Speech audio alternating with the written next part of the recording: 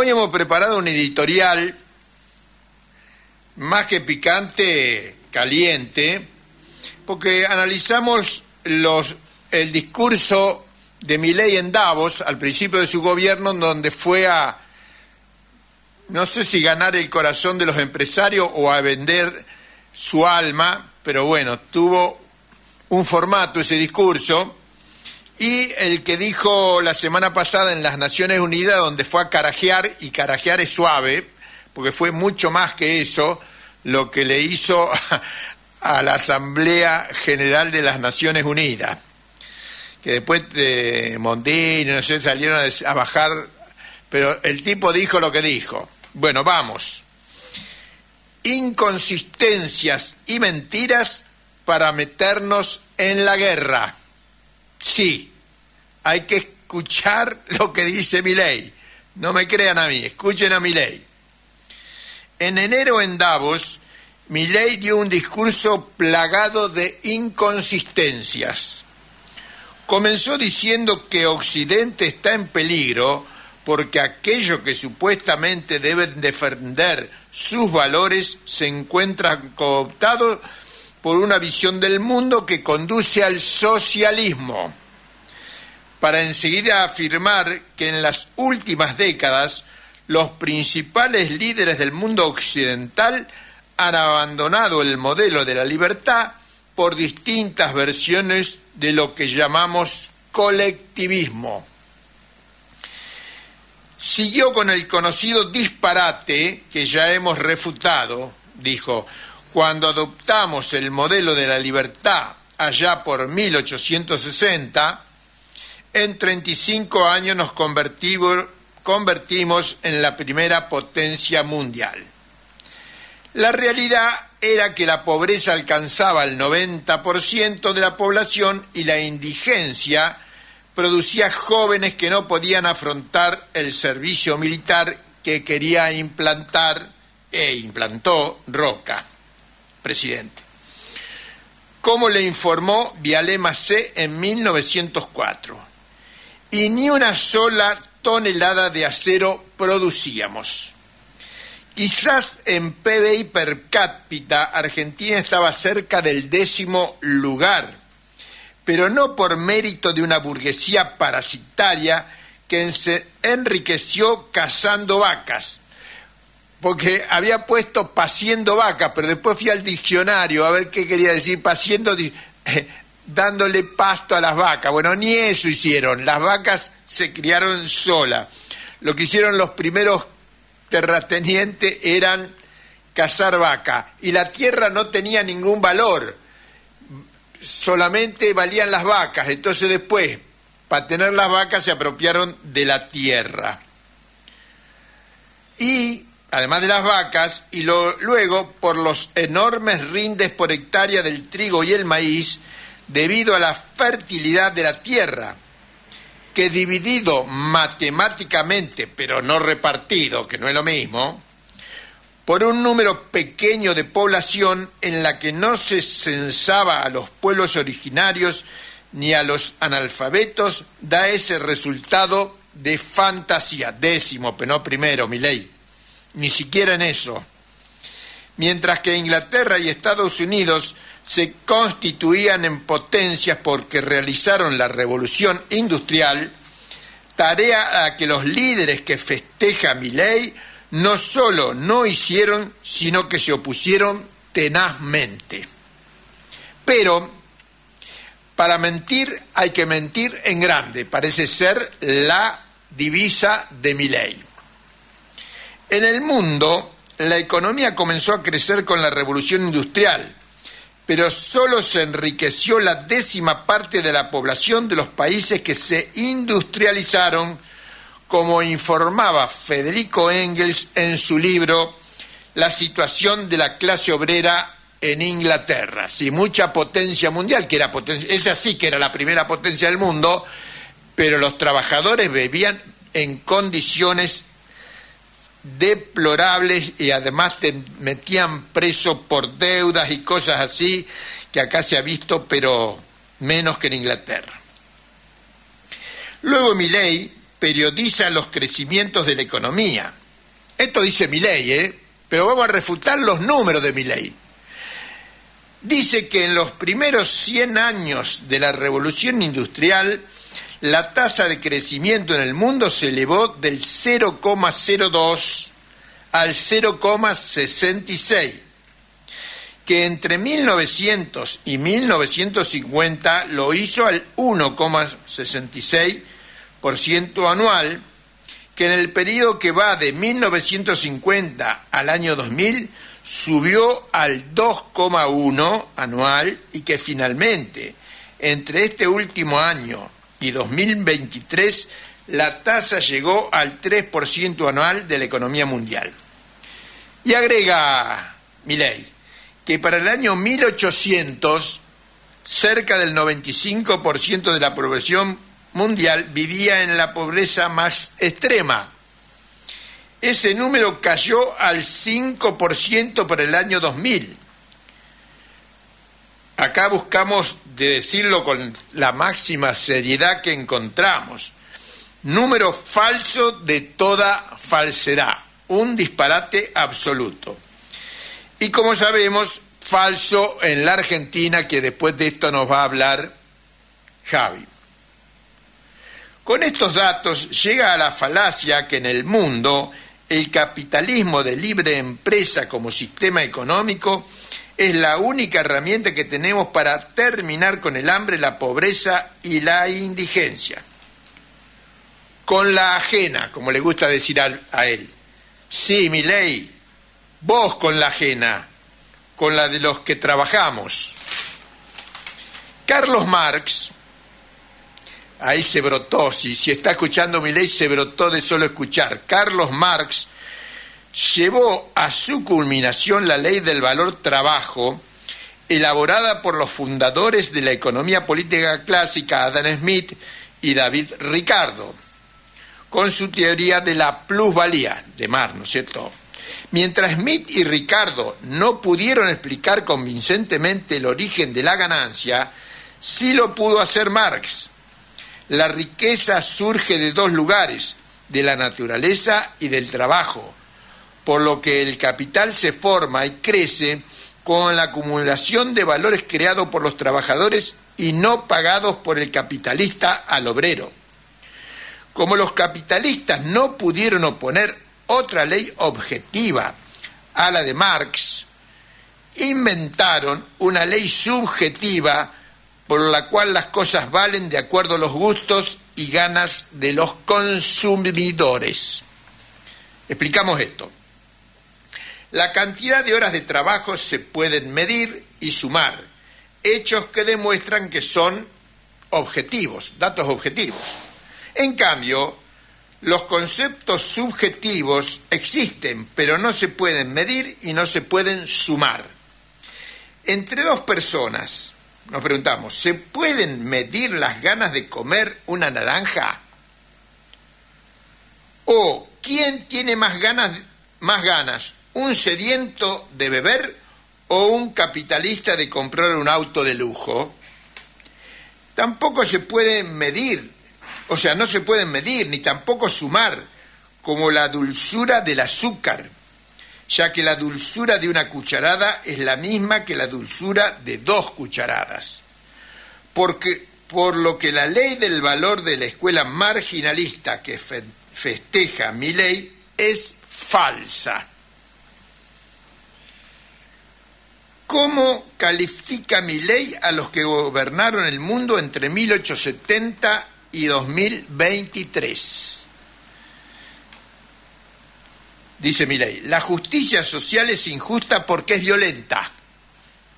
Dice nuestro presidente, porque el Estado se financia con impuestos que se cobran de manera coactiva, máxima que parece valer solo para los países pobres, porque cuando uno pisa territorio norteamericano, después de good morning, la siguiente palabra que aprende es taxes, traducido impuestos. Los economistas neoclásicos gobernaron el mundo capitalista desde su nacimiento alrededor de 1870 y tuvieron su apogeo en la llamada Belle Époque, debe ser en francés esto, desde 1890 hasta la crisis mundial de 1929. Según ellos, los neoclásicos, cuando la economía cae en depresión, sus causas no deben buscarse en las leyes económicas, sino fuera de ellas. Es raro esto. Hay un problema en la economía, pero hay que buscar la causa, no sé, en los astros. Más precisamente en el estado de confusión de los negocios. Cuando la economía se encuentra sumergida en el abismo de la desocupación, desde el punto de vista de la teoría económica, todo indica que la reactivación se producirá más tarde o más temprano, siempre de manera automática, porque según ellos, la crisis y la desocupación son simples episodios de desequilibrio y como tales meros fenómenos pasajeros. La crisis económica mundial iniciada en 1929 hizo saltar por los aires a la teoría neoclásica, llamada marginalista, de la que la escuela austríaca es hija, aunque Millet reniegue de ella. De la escuela austríaca no, de la marginalista o neoclásica, dando lugar a la Gran Depresión. La responsable de la Gran Depresión fue justamente la economía neoclásica o marginalista de la que Millet es hijo. La producción industrial no fue reactivada por el mercado, sino por el proceso de rearme de las potencias europeas, o sea, a mediados de la década del 30, que llevarían a la Segunda Guerra Mundial y sus 60 millones de muertos. El que logró dar respuesta a la crisis esta fue John Maynard Keynes, máximo economista de Gran Bretaña durante 15 años, de quien nadie en su sano juicio puede calificar sino como defensor del capitalismo, salvo Millet, que lo define socialista. O sea, para Millet, Keynes es socialista, el máximo representante de la primera potencia, bueno, ya ahí cediendo el lugar de primera potencia con Estados Unidos. Keynes, junto con Franklin Delano Roosevelt, con este no se mete Millet con Roosevelt, porque es de Estados Unidos. De ahí lo boxean si se mete con Roosevelt. Pero Roosevelt tenía la misma política que Keynes. Con el New Deal empujaron la reactivación del capitalismo de la mano de la intervención del Estado hasta mediados de 1970, cuando la valorización del capital priorizó lo financiero por sobre lo productivo, lo que trajo el retorno de la teoría neoclásica. Pero según el economista de la escuela austríaca, la teoría neoclásica, que diseña un instrumental que sin quererlo termina siendo funcional a la intromisión del Estado, el socialismo y la degradación de la humanidad. O sea que los neoclásicos son socialistas o dejan introducir el socialismo. Es que decirse que, según el propio Millet, las dos últimas etapas que dieron gran crecimiento a la economía estuvieron dirigidas por keynesianos decididamente socialistas, según este Millet, y neoclásicos que le abrieron las puertas a la intromisión del Estado. Para terminar con sus inconsistencias históricas, digamos que el desquiciado no menciona a China ni a los BRICS, responsables principales del crecimiento de la economía mundial en los últimos 50 años. Tampoco menciona a los países libres, porque no puede mencionar a ninguno, ya que la teoría emanada de la escuela austríaca, después de 100 años de existir, hizo su debut en la Argentina, que vive la catastrófica caída del 4% de su PBI proyectada para 2024. Hay que buscar países en guerra, Ucrania, para encontrar una caída del Producto Bruto de esa magnitud. Acá estamos, acá no hay guerra, estamos no hay pandemia, estamos todos tranquilos, no hay sequía, nada. Es pura y exclusivamente obra de Milei y su devaluación del 118% a los 3 días de asumir el gobierno. Los razonamientos realizados fueron a partir de los datos no comprobables de Milei, lo que demuestran la inconsistencia histórica de su discurso y de su política. Ahora venimos 7 meses después, 8 meses después. Discurso en la Asamblea de la ONU. Vengo a decirles al mundo, por un lado, que lo que va a ocurrir si las Naciones Unidas continúan promoviendo políticas colectivistas que vienen promoviendo bajo el mandato de la Agenda 2030, y por otro lado, cuáles son los valores que la nueva Argentina defiende. Después de agregar otras falacias y algunas verdades como las que usó en Argentina para destruir la salud y la educación públicas, y de la consabida mano de cal vino la de arena, su verdadero objetivo. El modelo de Naciones Unidas, que había sido exitoso, ha sido reemplazado por un modelo de gobierno supranacional de burócratas internacionales que pretenden imponerle a los ciudadanos del mundo un modelo de vida determinado. La profundización de este rumbo trágico que esta institución ha adoptado. Más adelante descalificó al Consejo de Seguridad, ya que se ha desnaturalizado porque el poder de veto se ha empezado a utilizar en defensa de los intereses particulares de algunos. Siempre esto lo dice Milei, nosotros solamente lo ponemos sobre la mesa. Nadie puede pensar que Milei hable sin respaldo. No. El comedido se hace eco de la política del tridente guerrerista encarnado por Estados Unidos, Gran Bretaña e Israel, quienes no pueden decir abiertamente que su objetivo es hacer saltar por los aires a las Naciones Unidas, porque ya no les sirve por la presencia allí de China, los BRICS y otros que representan el 50% del PBI mundial y que en pocas décadas tendrán una superioridad aplastante.